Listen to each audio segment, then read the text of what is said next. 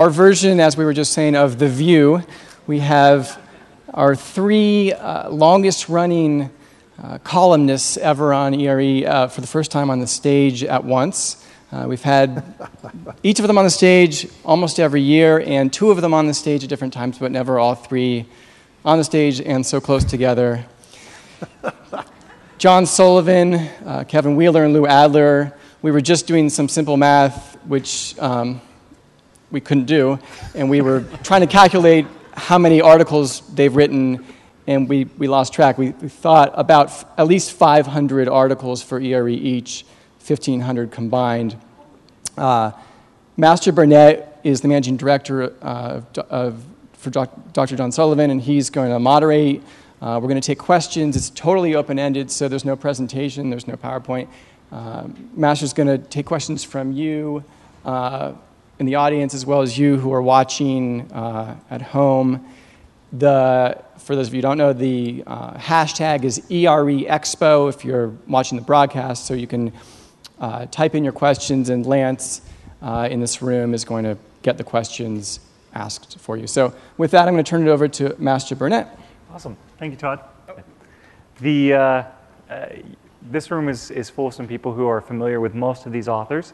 I've had the pleasure of knowing them now for at least 12 years, each of them, and I actually think the number that the articles they've written is probably in excess of 700 apiece. So they've been committing themselves weekly to coming up with new ideas and trying to keep it fresh. One of the things that all three of them have done, and I think they do a good job at, is recognizing trends that really become the future of the function. So we're going to start with that question. What are the key trends or off the radar trends, not the things that everybody else is talking about, that you think are going to evolve from being just trends or fads into core activities for the recruiting function? We'll start with Lou. Starting with me. Hi, everybody. I'm Lou Adler. Interesting, because I was thinking about even coming here, and I'm actually starting to write my 537th article, so these guys tend to write more than I do. So the 538th article was going to be, this was not really a recruiting expo. It was a sourcing expo.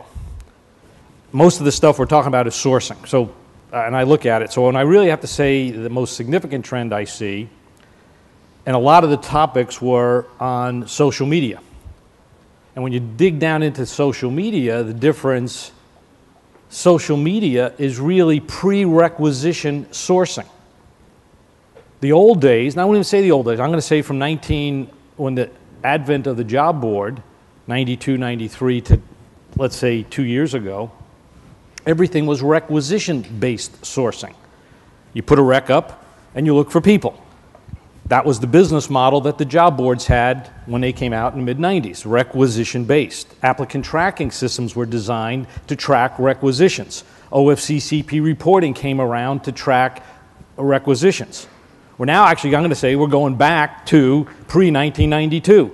Big display ads, talent hubs, social media networks. Now, the network that I had pre-1992 was a Rolodex.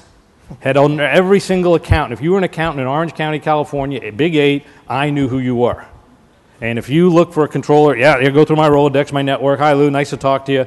Pretty manual. But we're back to that, building talent hubs of pipelines and nurturing them. And I would take a couple of CPAs out for lunch and here and there. Now, we did it manually, but now we're back to pre-requisition-based sourcing. And I think that is a game changer. Changes, and I've talked to Littler Mendelson, the big legal firm. It changes OFCC reporting. It changes how ATS systems should be designed, changes how we think about it. But now I'm going to zoom out a little bit and say it's still sourcing.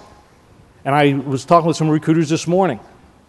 We don't make a single hiring decision. How many here as recruiters have actually hired somebody for your hiring manager? Hiring managers make the decision. I mean, we hire people for us as hiring manager. We don't make the decision. All we do is introduce candidates. And to me, that's where I have a disturbing influence, is this seems exactly the same as I remember being my first expo with Kennedy in 1998. It was about sourcing and how job boards were going to change the world. What happened? They didn't change the world. So that's what I see. I think we're almost going in a circle. Kevin? A different circle, but it's a circle. Do you agree, disagree, see something different? Amazingly, I more or less agree. No, you don't. I think we're focused on sourcing, but I think it's got to rely very, very heavily on technology because of the global nature of recruiting. And I think we continuously vastly underestimate the need to recruit globally and transition work outside of the U.S. if we have to, or do it inside. But you have to go where the work is, with the jobs. And I think one of the challenge for recruiters is going to be selling that internally, making people understand that. And it's going to be finding that talent wherever it exists. And it may be in China, it may be in South America, it may be in India, it may be somewhere else in the United States. But you need to find talent and figure out where to get it, which is going to require the use of a lot of virtual tools and technology that I think we're just sort of starting to get comfortable with. And it's beyond things like Facebook, although that's part of it, but it's using a lot more online artificial intelligence-enabled tools. There's some beginnings of it with some of the vendors here, and I think you're going to see a ton more of it over the next few years, where you can go out, scrape information off the internet, assemble profiles ahead of time, and then be able to go and find the right people when you need them. So the other big trend I see is being prepared ahead of time for trends, and we've always been reactive. It's always been, when I got the call for that controller, I went through my Rolodex, and he was prepared a little bit ahead of time because it was local, it was here, he got to know pretty much everybody.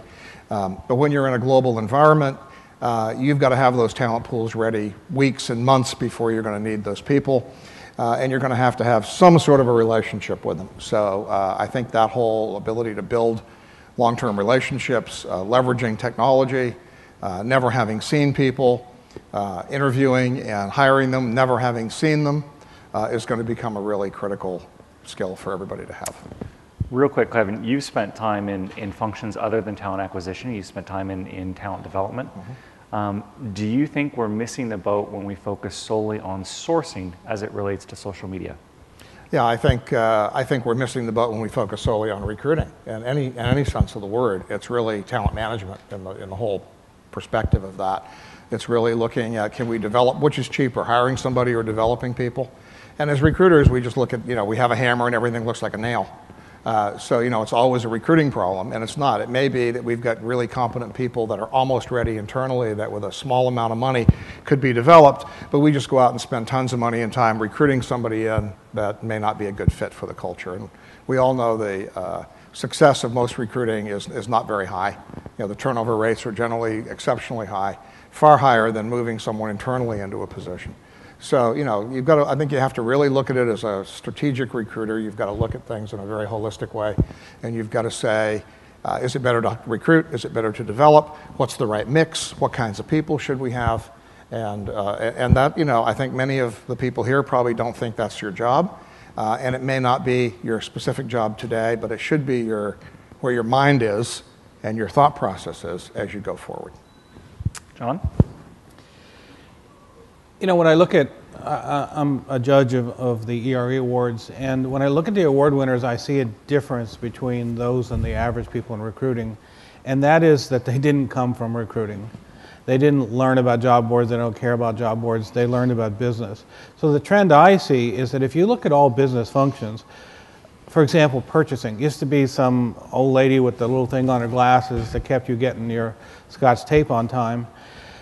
But they became supply chain, and they became a corporate profit center. So to me, when I step back as a business professor, I say the least business-like function on the planet is HR. Now, recruiting is better than, say, benefits or learning development, hoping. Watch it. But they're really not business-oriented. They're not integrated. We have these ugly silos, as Kevin said. We don't really talk to people. Even in recruiting, we have a phrase for it. We drop them over the wall. We hire them, drop them over the wall, we run like hell, and we don't know what happens to them, don't care. That's not a good thing. Business-like means supporting your case, not because there should be recruiting, but because you make them a boatload of money. So my number one predictor is we're all going to learn to hang around with finance people. We're going to learn the language of business, and we're not going to report our turnover as 14% because no one cares. To a CFO, that means we're losing 14% of our costs, and it's a good thing. So we need to say, no, you lost Tiger Woods and you lost $100 million, or you recruited LeBron and you made $200 million. So we'll be more business-like, we'll be more integrated, we'll certainly make the business case, but we'll convert what we do. We didn't hire 3 people, and I never tell anybody, I want you to hire 5 people. I want you to bring in $100 million in revenue. They just light up. It's like, you can do that through recruiting? Well, yeah, the answer is absolutely. So Google's average revenue per employee is $1.3 million a year, which is not bad. But their top performers produce 300 times more, which means a single hire at Google is $390 million. So if you're an outside recruiter and you can't get 10% of that, I feel sorry for you. It's all about the business case. It's all about showing them the money.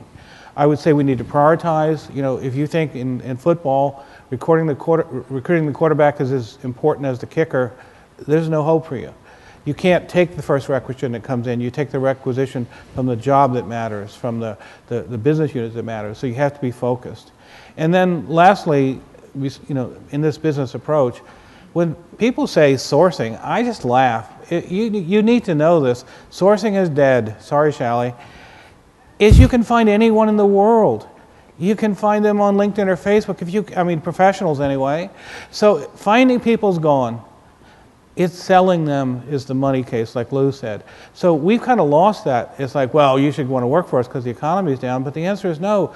The LeBrons or the Michael Jordans or the Ronaldos or superstars of the world, they have to be fought over. So one of the reasons I'm not a fan of RPO or junior recruiters, it takes major talent to sell top performers. They have so many choices. So we've got to get into the selling game, convince them to apply, convince them to accept the job, convince them to stay in the job after they find out we lied to them. Oh yes, Enron's going great. So I see that. I also see the war for talent coming back. I see we've been kind of lazy and been abusing our candidates for a while, but they're going to come back with some ferocity and say, no, I have choices. And now they can work at home, they can work in contractors, so many choices.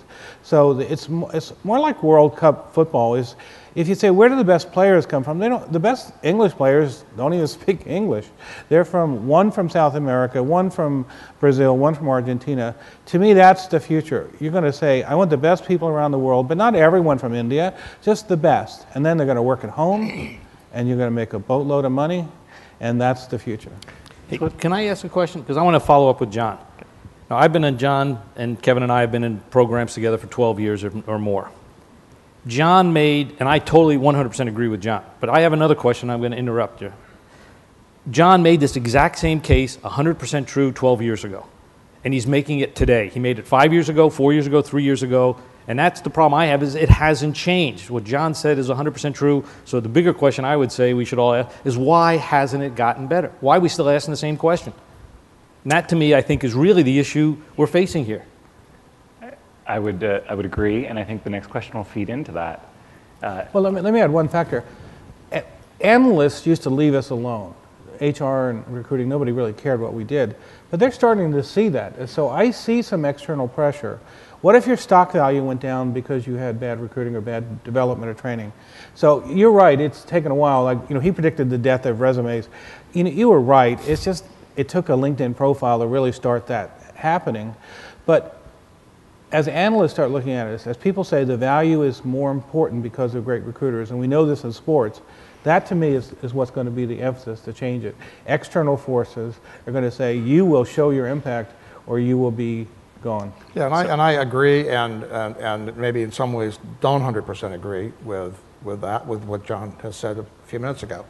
I think the reason we haven't changed is very simple. It's still not that hard to find people. And if you really need to go find an engineer, or you really need to go find a physician, or whatever it is you're looking for, you can find one. It's just a matter of how much money and time you want to spend and what kind of resources you want to put on it.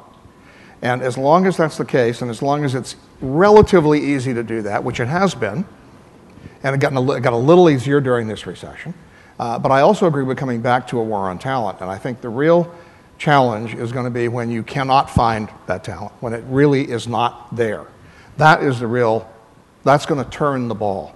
And that already is. If you look at the surveys that IBM has done recently and Boston Consulting Group have done 2 big surveys recently, polling CEOs globally on their number 1 issue or trend for their business. And the top 2 or 3 trends in every survey is about talent and leadership. Every single one of those surveys. And so CEOs are starting to say, this makes a difference, to John's point. This is critical to our success as an organization. But I think the challenge that everybody faces is we don't know what the hell we're looking for. Because when they say, go find a great physician, what's that mean? And you go ask a hiring manager, and I think in my own experience, they don't know either. And so the challenge for us is to help them define best, great, wonderful. You know, we need a top performer. What the hell does that mean? And, you know, we all go out there with our own mental mindset for it. And the hiring manager's got one, and you've got one, and somebody else has got another one. And, you know, until we can become business-like and define what the hell we mean by these terms, we're going to have we're not going to make any more progress. So I think CEOs are starting to put pressure on us to perform for the first time because they're actually feeling the pain, and they haven't felt it before. And I think we're behind the 8 ball. All of HR is, because I don't think we've defined what we mean by a lot of words that we throw around every day. And I get really upset when I hear top performer, best in class, greatest performer. You know, Google, I mean, they can't define, Google can't define it. I'll know it when I see it. And it reminds me of the quality movement back in the 80s when everybody said, you can't measure quality, you can't define quality, you know, it's just inherent and I'll know it when I see it. And the Japanese said, no, we can measure it, and they did, and now everybody in the world is measuring it, and nobody would ever question the ability to measure quality. And we've got to do the same thing with our talent.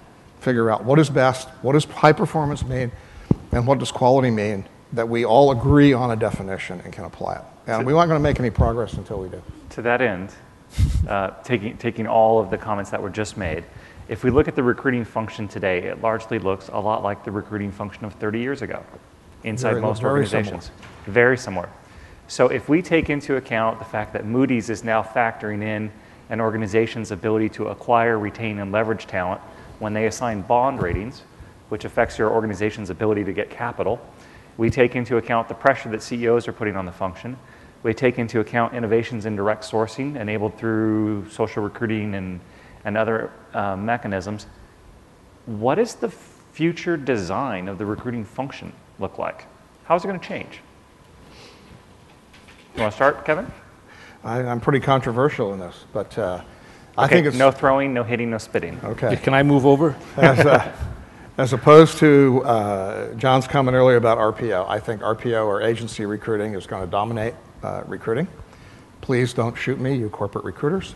And the reason I say that is very simple. And some of you probably read the article I wrote a few weeks ago and got a lot of comments. Unless you have some competitive pressure to perform, unless you've really got to meet certain requirements on a regular basis, I think we all tend to get pretty laid back and lazy about what we do, even though we mean well and we try. I'm not disparaging anything. But when you're internal, you actually have latitude to kick back a little bit and not perform at the highest level. If you're in an RPO, if you're going to be successful and survive, you've got to perform consistently every day of the week. You've got to provide good candidates. They've got to stay in the client for a long time. You've got to really define what you mean by terms. And when somebody says, we want you to go hire this, you spend a lot of time defining what that means with the hiring manager. And you say, so the successful candidate would look like what? And you get that really nailed down carefully.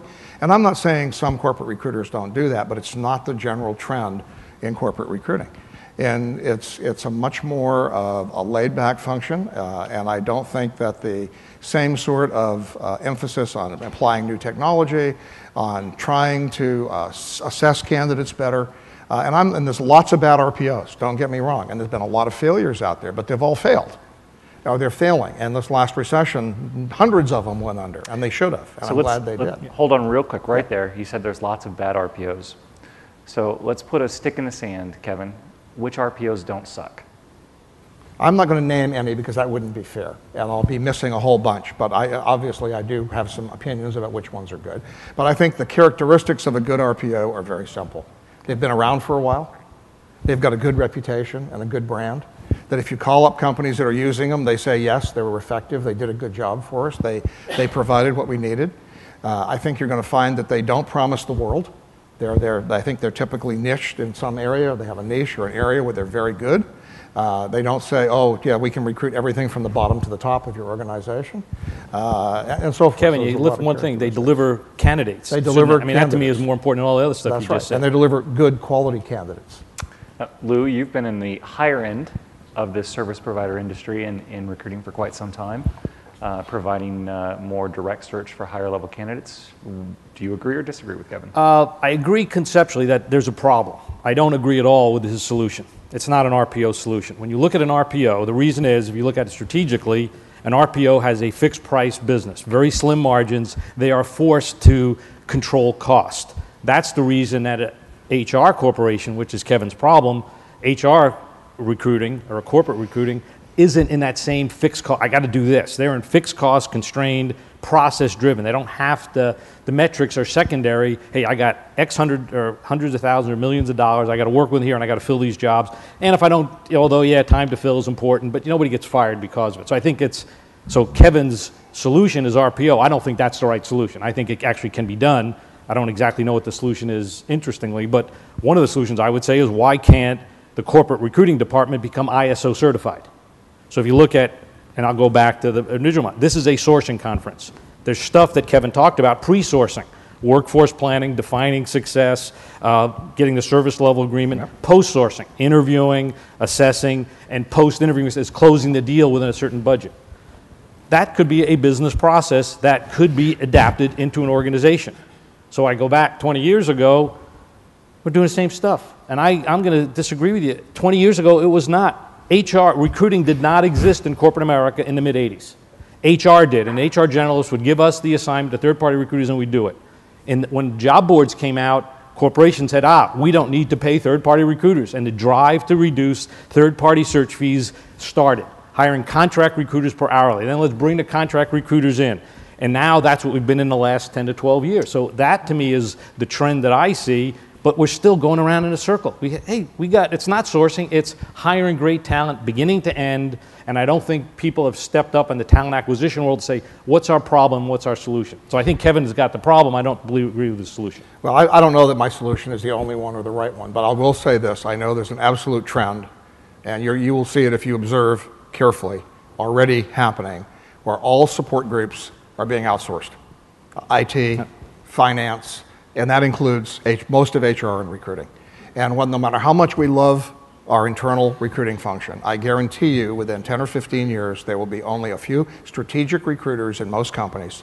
And the vast majority of recruiting is going to be done some other way. It may not be RPO, I could say that, but it will be done in some other way outside of the organization. And I think the only people that you're going to see in most corporations that are employees, full-time, regular employees, are going to be those people who actually generate the core value for the firm. The people who sell the product, who maintain the client relationships, or who invent and design the product. Even manufacturing will largely be outsourced, as it is already. So that's just the reality out there, and I'm not, I just think it's absolutely inevitable. If you talk to any futurist, any of the research I've done, it is the trend all over the world, and I don't think we're going to stop it. John? And then we'll take questions from the audience. I'm a big fan of RPOs. Charlie Sheen gets his hookers that way. How do you know that, John? I'm a winner. Have they been of quality? So, it's the dumbest idea I've ever heard. You outsource your competitive advantage. You're looking for innovators. So the world of recruiting has changed. We're not looking for warm bodies. If you can get them anywhere. But if you want an innovator, you want the person that comes up with the iPod or the iPhone, you're not going to get those from a vendor because there's no reason for them to give you the top. They're going to give their new client the top person to build a relationship. So recruiting is going to be outsourced, but it's really insourced to employees. So the growth area, which I know you're not going to disagree, is employee referrals. We see companies like AmTrust with 78% referrals. Well, the opposite of RPO is people that don't know our company, that are located in the Philippines, as opposed to our employees who know us well and can tell great stories and great salesperson. And with the growth of the internet, and especially social media, our employees are visible. So you can go to Glassdoor and hear the bad things. You can go to blogs or hundreds of mechanisms to find good things. So what's going to happen is, instead of 100% recruiting done by recruiters, 60, 70% is going to be done by employees, and they're pretty good at it because they're talking to another engineer. They're not perfect at building relationship, but they can be taught. So what's going to be left is the things that can't be get through referrals, and maybe secretaries and other such things will outsource. But the real important jobs turn out are the innovators, the top 5%. And you can find innovators. Tony is the guy who invented the iPod. It's easy to find him.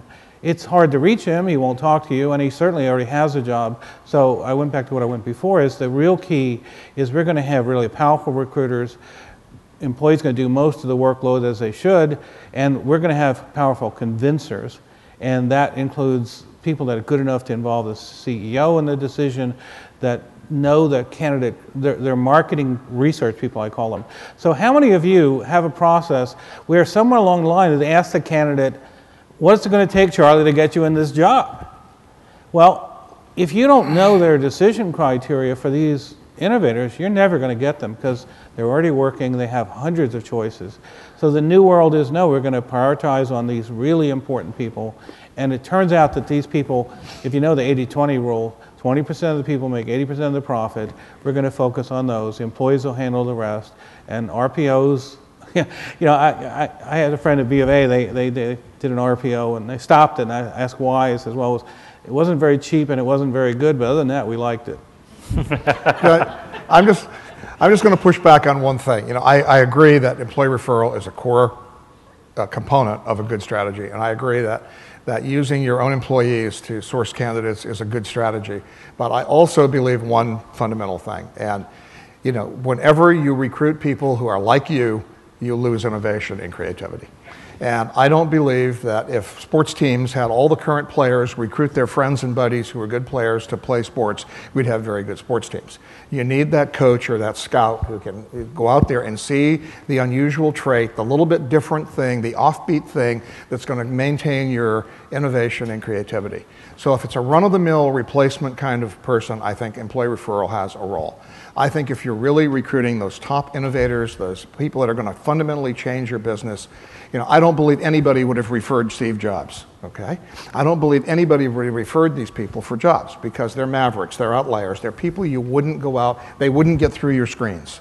Okay, so I'm going to, now I'm going to tell you, I did a search, I'm doing one right now, where I disagree with Kevin and totally agree with John, which has probably never happened in 10 years. I believe that you never... I'm leaving. I never have to go outside. So I'm interviewing a candidate on a reference check. Person worked at a major medical products company. I'm on LinkedIn Recruiter, which is a remarkable tool. You can search on your employees' first connections. I'm talking to this guy in a reference check. I connect with him real time while I'm talking with him.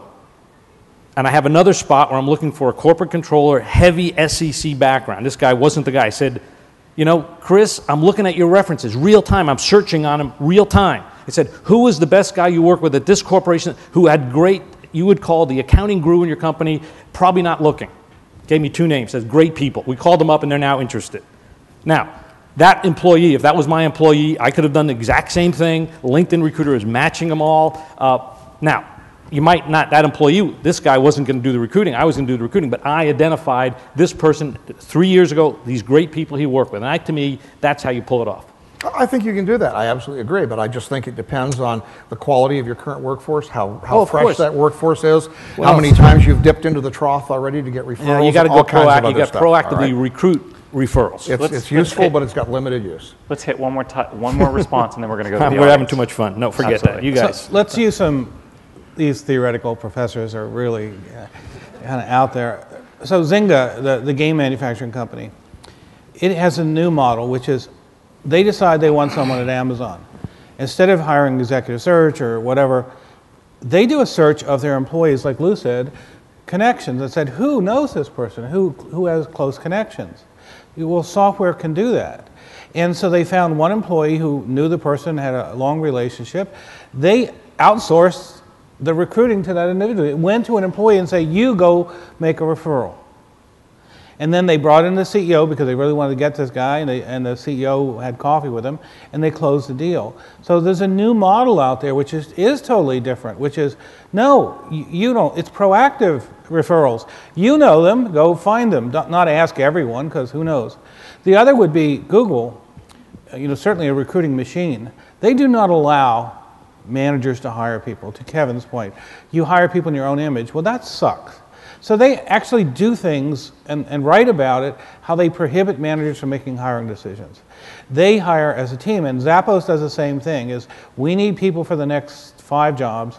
Managers hire people for this job. Managers are short-sighted, the world is long-sighted. So you're going to see a shift in the Google approach, which is, no, we need to hire for the next 4 years, and this manager wouldn't do it, and maybe this manager isn't an innovative person, so we'll have a team do it, we'll have somebody else do it, but it won't be done with the current system, which we would all agree is broken. Managers do not hire very good people. On that note, let's jump to the right side of the room. Do we have a from the Twitter stream, we've got a question for Kevin, actually. How will small and boutique recruiting firms compete and source global talent in the years ahead? So can somebody repeat Can you that? repeat the question? Can you hear just a little louder? Sure, yeah. Okay, how about that? How will small and boutique recruiting firms compete and source global talent in the years ahead? And this is targeted towards technology. Can I start that one? No, I don't. I think having a different process that's a unique differentiator that's separate, we're not just a typical run-of-the-mill. And I'm going to say it's process-driven. That's how, quite frankly, I'm a pretty good recruiter by saying, you do it my way or the highway. And so I'm not going to say the way I approached it was the right approach. It worked. But the reason it worked was because of a deep network of candidates that you had rights to and you could deliver faster. If you cannot compete on some kind of differentiator, whether it's process or talent, you're out of the game. On the other hand, if you really have a reputation for finding good people, you're connected to these people, and you can recruit and close them, you got an opportunity. But I'll tell you, and I was talking with somebody earlier on this week, when I started, and you guys know, there used to be a hidden job market. If I got a search assignment, nobody else knew about it. And maybe it was even posted in the newspaper. That was 3 weeks ago. You couldn't find it. There was also a hidden candidate market. If I had a couple candidates, I had this group of CPAs in the Big 8 in Orange County, California. They were mine. Now, other people might knew a few of them, but nobody knew. Regardless, hidden candidates, hidden jobs. Right now, I talk to a bunch of passive candidates, which is a huge trend. Totally passive, weren't looking, found them, call them up. One guy for this corporate controller spot, 3 days later, after he calls his former mentor at PricewaterhouseCoopers, and he calls me up the next day and says, Lou, I'm pulling out. The partner at PricewaterhouseCoopers found something locally that I would rather take. Wasn't looking 4 days ago. By Friday, he had another offer. That's what's happening. No more hidden job market. No more. Everybody's got the same. So it's going to be great recruiting skills. So now I go back to that question. Being great recruiter, moving fast, having the access and the ability is going to be the game changer. Okay. And if corporations can't move as fast, you have an opportunity to succeed. Agree? Disagree? You spend quite a bit of time on global issues. If it's going to be global and you're small or big, it doesn't really matter. You're going to have to learn how to leverage technology to the maximum. You're going to have to be really good at building those relationships and sourcing people using those kinds of technologies. And you're probably going to have, if you're really small, you're going to have to niche your market. You're going to have 1 or 2 things that you do really well. You're not going to be able to do it all. And if you try to do it all, that's a number 1 sign to me of you're going to fail as an RPO or an agency or whatever. So you've got to have technology. You've got to leverage the heck out of it. You've got to be really uber good at it. And other than that, I agree with Luke. Do you have 30 seconds to add? Are you okay? I do corporate work. I don't really know. Okay. Elise, do you have a question from the left? No, this is coming via Twitter. Go ahead. Yeah, another one from Twitter here. Oh, great. Can one of the panelists discuss the risk of creating virtual communities when you do not have an optimized recruiting process? Okay. So the question is, what are the risks of building online talent communities when you don't have a process to deliver to those communities? I'm happy to take it. I'll let John go. John? Go ahead. You'll probably sell a lot of product because they get to know you and they understand your product's good. I don't really see the downside. It's what it's doing is, like Lou said, is starting recruiting before the requisition comes out, building relationships. Well, building relationships with professionals in your industry is always a good idea. They will make referrals even if they won't work for you for products and other things. So to me, it's brilliant. If you're not doing that, you're crazy. Build relationships. You ask top people where they go on the internet, they don't go to jobs boards, they go to learning sites. And so if you can get them to learning and sharing information on a basis that where they see value, you can then go to product sales or recruiting, would you like to work for us? So the strategy is great, and I've heard lawyers and other people say there's a downside, but realistically, the ROI is so large, and Microsoft and people like that have done it, would argue that it is the future. Lou? Did I misunderstand the question? Possibly. So what are the risks of building talent communities when you don't have a process When to you deliver don't have a process to on build that the relationship? Right. I think, well, I'll go back. I still agree with John. You have a bunch of people, even if you're even an awkward process of some type, each individual person doesn't know that he or she didn't get the job, but you've built the community. Then you have opportunities, which I think somebody said yesterday or this morning, the importance of a CRM system, the emailing, nurturing, and that's something that from a real technical micro level, huge advances on decision tree CRM. Interactive CRM decision tree models where you go back and forth. It appears to be custom emails going back and forth based on how somebody responded. So your pool of X number of people each gets a different email depending on what they responded to the last one. Huge advance. It will be in ERE, I guarantee it, 1 year from today or 2 years.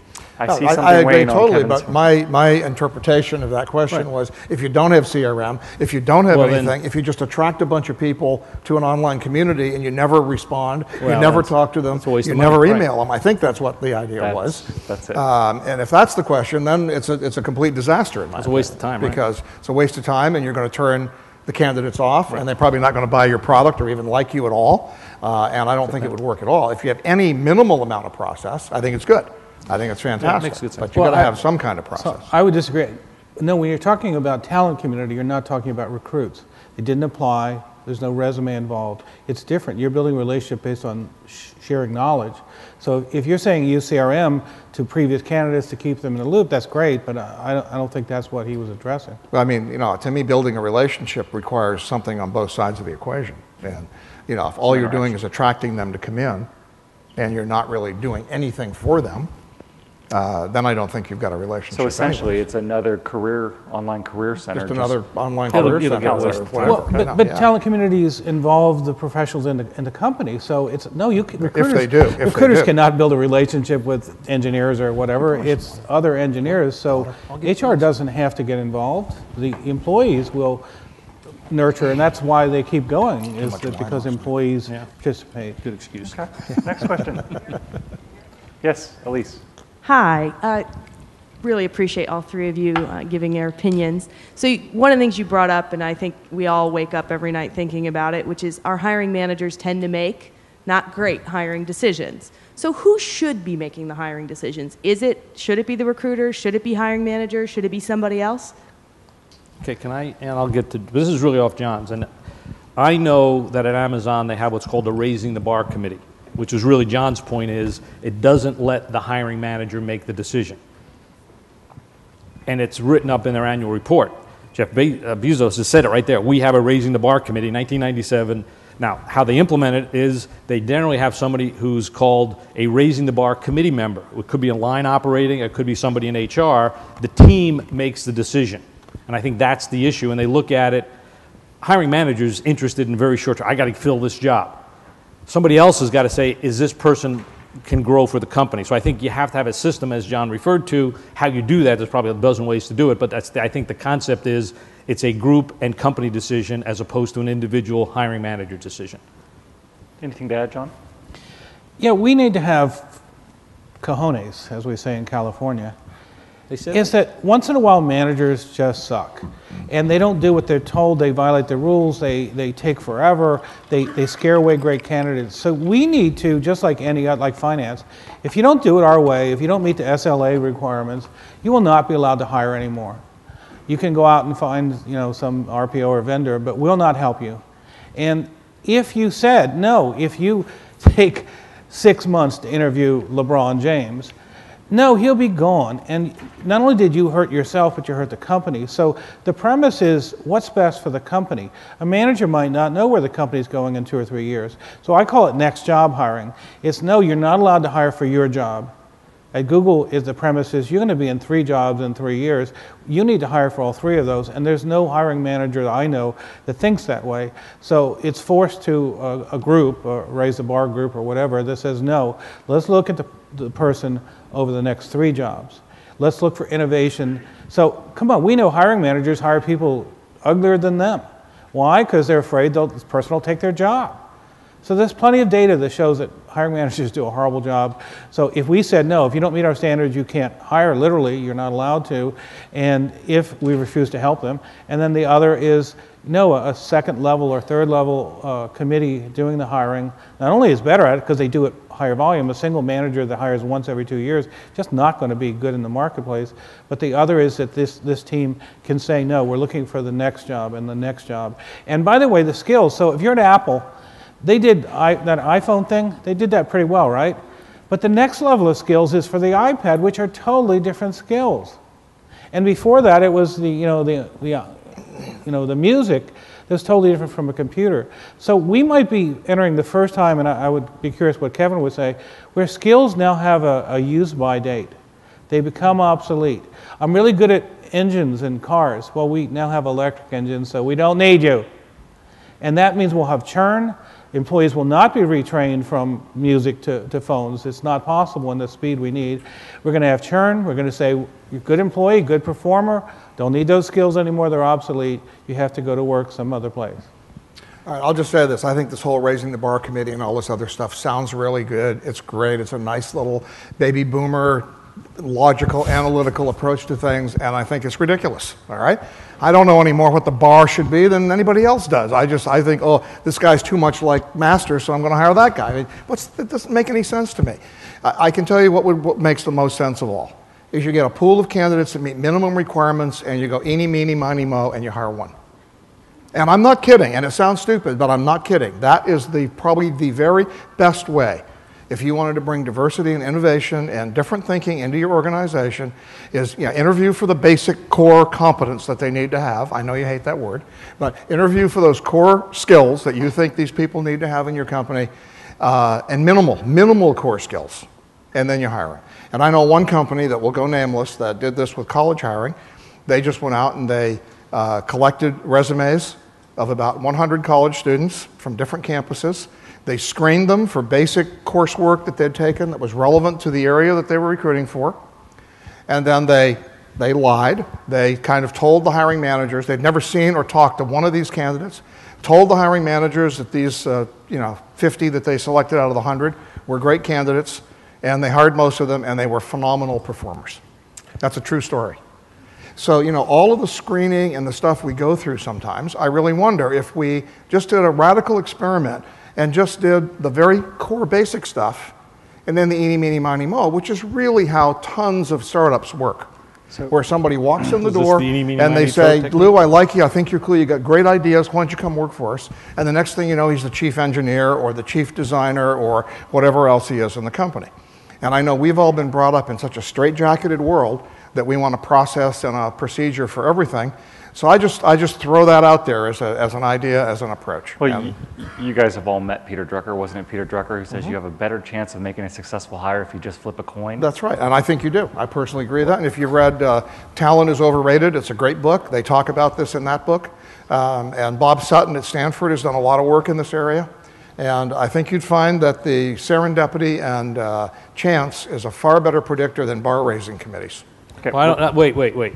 I think you might have addressed the right issue, but the solution is totally wrong because the Raising Bar Committee, you actually can define success, you can define what top people do, you can define what a CEO does, and you can look at the characteristics of somebody who's 30 who's going to be potentially be a CEO. I can define it by today's definition. No, you can define it. What is a 30-year-old? What would that person be when they're 40? You can actually define success. You haven't decided to look at how to define success, so therefore you throw it out the war. I think let me ask to restate. If I can show you how to define success 10 years from now, would you back off on your viewpoint? If I can show you exactly how to define it quantitatively and do it, because we've done it. I mean, and I know companies that do it. and have successfully raised the bar. So to say it's not effective is meaning that you really haven't looked at that possible solution. Let me just ask you this. Would the qualifications that you would have needed 15 years ago to run Intel be the same qualifications that you would need today to run Facebook? Absolutely. No question. Okay. But you're looking at core competencies. Well, I'm not saying that, but, traits. you can measure what those are. I have no doubt Breadth about of thinking, that. That's what I strategic just said. thinking, multiple Measure thinking. the core traits. But it's not the eeny, meeny, miny, mo technique. That's the point I want to make. All right, let's jump into a lightning round. We have quite a few questions, so let's limit our responses to 60 seconds. Really? And 60 seconds. All right, first question. My name's Amy. I'm from Amgen, and I'm sorry, we can barely Can't hear you. sorry, my name is Amy, and I am from Amgen, and I just wanted to make a quick comment on the RPO discussion you had. Our organization has gone from fully corporate recruiters. We've swung the other direction and gone fully RPO. And yes, that's my phone. I'm sorry. What I wanted to say is I think that the best approach would probably be, for our company anyway, we'll get to a blended model, and I think most companies... Can't hear it. You got to shorten it and clarify it. Sorry, I was just saying that at our company, we've gone from corporate recruiters to fully RPO, and I think probably we will end up with a blended approach. Probably will be the best thing for our organization. Okay. But what I wanted to ask was, and I know that it hasn't been really discussed at this conference, is the housing market. You know, at our company, we have quite a rich relocation package, and it's become very difficult for us in many situations. You know, we have great compensation, we have great benefits, and we have a rich relocation package, but we're still faced with candidates that just are unable to make the move due to the housing market and the position that they're in. So what is some advice that you could give in that particular area? So the question is, what advice do you give to companies who are going after candidates who can't move because they're underwater on their mortgage? Number one, what's wrong with working virtually? Can the work that you have be done virtually? Sometimes yes, sometimes no. I mean, I just think I was just having a conversation earlier this morning about this very topic that, you know, no matter how much we talk virtual and telecommuting and all this other stuff, there's almost nobody who really practices it. And, you know, it's such a rare thing. It's amazing to me. And I think we're just going to have to learn to bite the bullet. And when it comes to lifestyle, when it comes to hiring really great people, that if you really want that person to come work for you and they live somewhere and they don't want to move, or if they can't move because of, you know, the economy, corporations are going to have to learn how to figure out how to let people work in a virtual way. And if that involves installing some technology or doing things differently, I think they need to change their process and do it. So, all right. Next question coming from Elise. Oh, thanks, guys. I'm Jennifer McClure from Unbridled Talent. So far, we've heard recruiters suck, managers suck, eeny, meeny, miny, mo on selection process. What challenge, though, and that recruiting is going away and sourcing is dead. I think that may sum up some of what I've heard. I did not hear that. What challenge can you offer to us leaving here about what we as recruiters, whether corporate or third party, can do better, need to do more of, and do really well? So how can you make it not suck? Okay, I think what you have to do is get yourself out of the sourcing box and go one level up. Zoom out from 0 feet to 2,000 feet. Go to John. Point. Pre-sourcing. Get an agreement from everybody who has a vote as to what success looks like on the job. Do your sourcing in some kind of sequential fashion. Be a better interviewer than your clients, because you know managers make dumb decisions for silly reasons. If you're a better decision maker, you will never out-emotionalize or out-yell a manager. You can out-fact a manager with proof. And then you have to be great at closing. When you get good at the whole process, not just finding candidates, which anybody can do today, I am a recruiter who can find people, convince those people that this is a worthy career move. You assess them and you close the deal and you fight the internal battles of the candidate and the hiring manager. Next Okay, question. Master, this is the last question. Last question. Last question. Hi, guys. Just first want to thank you. This has been phenomenal. I think it's been the best session so far. And so my name's Derek. I run our global RPO at Cummins. So I know I'm not going to get any good comments from the right side of the panel. I've been slowly sinking in my chair every time you speak, and then in the middle I raise up a little bit. So I feel a little better when you speak. So. But my question is, you know, there's so many opportunities, there's so many things you can spend money on. So I'd love to go down the row and tell us what you think the smart money, where's the smart money going? where's the dumb money going? And don't say RPO. I mean, that's just, pick a different answer. But so what's the smartest money you're seeing globally, aggregate trends? What's the dumbest money you're seeing out there? All right, start, Lou. I would say it's not a tactic, it's a strategy. And I would say don't dumb down the head of the recruiting department. Don't make that person work for an OD person. Make that person work for the CEO. That, to me, is how you make recruiting a real business function that has credibility, authority, and make it align with business objectives and goals. If you don't do that, it doesn't matter where you spend the money, you're going to waste it. Kevin? I think I generally agree. It's about strategy. It's about having a strategic look at what you're doing. It's knowing why you're doing what you're doing, why you're recruiting what you're doing. It's about, can we develop it? Do we have to go out and recruit it? It's all that workforce planning and proactive stuff that I think has to become absolutely an integral part of recruiting, or we're all going to totally fail at it. It's about helping your organization think intelligently about talent. It's about being a talent architect and a talent strategist. That's what it's all about. John? So Lou just added, so recruiters suck, managers suck, but now HR sucks, right? I didn't say that. OD? Or? I didn't. I just said don't have the Yeah, okay. recruiting department report to OD. I said make it a more important function. Great. Not HR, OD. Oh, okay. So my premise is we're underfunded. We've been underfunded in recruiting and HR for a long time, but sales isn't, and market research isn't, and supply chain isn't. So that's how I learn. If you ever read my stuff and you find any degree of knowledge, it's just stolen from people who have a lot of money and more data and better computers and God knows what else. So the answer is it's business processes. Copy market research. They're geniuses. They know how to do this. They know how to do social media so much better in customer service than we have ever even attempted, because they're so well funded. So I look at supply chain, I look at sales, but most important, market research. This is about knowing the candidates. So we bring in candidates, all we know is about their resume, which is full of lies anyway. And the manager's too busy to read the damn thing until 5 minutes before, so no wonder we don't get it right. So to me, it's market research. If you really knew them, knew who influenced them, knew the decision criteria, you could land a whole lot better people than you can now. And the last thing would be branding. We have stopped doing branding. I think everybody would all agree branding froze when the economy froze. But we need to get back to when the internet, you can type in, my company sucks. I typed in GE sucks once, and I got 990-something thousand responses. We need to be able to fight that. We need to get our brand image out on the internet, on Facebook, all these other approaches. So, use business approaches. Product branding is so far ahead of employer branding. Their tools, techniques, and they don't actually mind talking to you. So that would be my advice. I believe it or not, I totally, absolutely agree with you there. Absolutely. Very good.